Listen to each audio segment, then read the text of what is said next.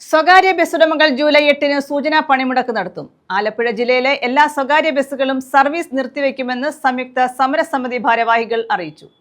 ബസ്സുടമകളുടെ പ്രശ്നങ്ങൾക്ക് പരിഹാരം കണ്ടില്ലെങ്കിൽ 22 മുതൽ അനിശ്ചിതകാല സമരം നടത്തുമെന്ന് ഭാരവാഹികൾ വാർത്താ സമ്മേളനത്തിൽ അറിയിച്ചു. സംസ്ഥാനത്തെ സ്വകാര്യ ബസ് മേഖല നേരിടുന്ന പ്രശ്നങ്ങൾക്ക് പരിഹാരം കാണണമെന്നാവശ്യപ്പെട്ടാണ് സ്വകാര്യ ബസ്സുടമകൾ ഈ മാസം 8-ന് സൂചനാ പണിമുടക്ക് നടത്തുന്നത്. ഇതിന്റെ ഭാഗമായി ആലപ്പുഴ ജില്ലയിലെ എല്ലാ സ്വകാര്യ ബസ്സുകളും സർവീസ് നിർത്തിവെക്കുമെന്ന് സംയുക്ത സമരസമിതി ഭാരവാഹികൾ വാർത്താ സമ്മേളനത്തിൽ അറിയിച്ചു. പ്രധാനമായിട്ടും 3 സംഘടനകൾ ചേർന്നുള്ള സമരസമിതിയാണ് ഉള്ളത്.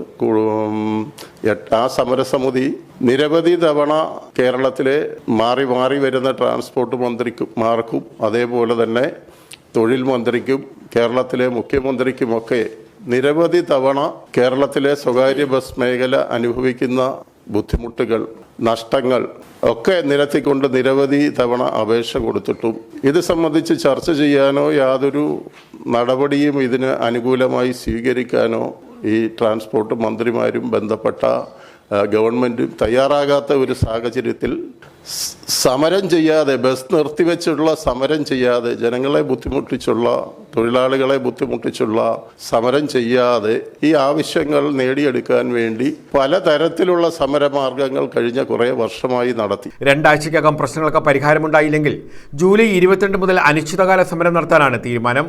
ഈ സമരത്തിന് പിന്തുണ തേടിക്കൊണ്ട് കേരളത്തിലെ പ്രധാനപ്പെട്ട ട്രേഡ് യൂണിയനുകളുടെ സഹായവും ഈ സംഘടന തേടിക്കൊണ്ടാണ് ഗവൺമെന്റിലേക്ക് സമര നോട്ടീസ് കൊടുക്കുകയും 8-ാം തീയതി, ഈ മാസം 8-ാം തീയതി ഒരു ദിവസം സൂചനാ സമരവും അതിനുശേഷവും ഗവൺമെൻറ് അനുകൂലമായി ചർച്ച ചെയ്യുകയും നിലപാടെടുക്കുകയും ചെയ്യുന്നില്ലെങ്കിൽ 22-ാം തീയതി മുതൽ അനിശ്ചിതകാല സമരവും നടത്താനുള്ള തീരുമാനമായി മുന്നോട്ട് പോകുന്നത്.